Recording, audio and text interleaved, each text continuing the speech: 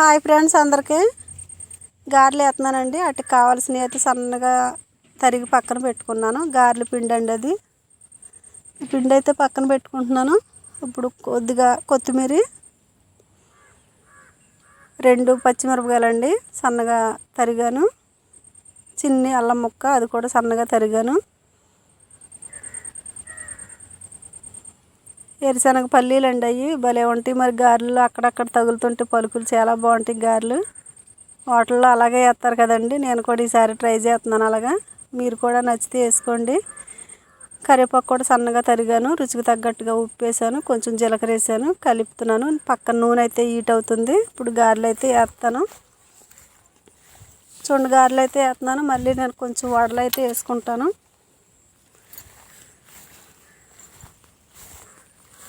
పిండి కొంచెం జోరు అయిందండి. గట్టిగా ఉంటే మరి రౌండ్ షేప్ భలే వస్తాయి కదా.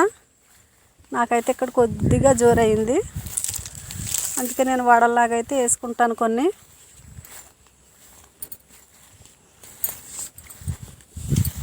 మనకి ఇష్టమైన చట్నీతోటైనా కూరతోటైనా తినొచ్చు కదా. మరి గారెలు అంటేనే చాలా ఇష్టపడిన వాళ్ళు ఎవరో ఉండరండి.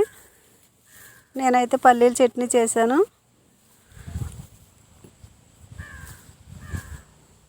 నచ్చాయా గారెలు? నచ్చితే మీరు కూడా ఏం వండుకున్నారో నాకైతే కామెంట్ బాక్స్లో కామెంట్ చేయండి. బాయ్ అండి.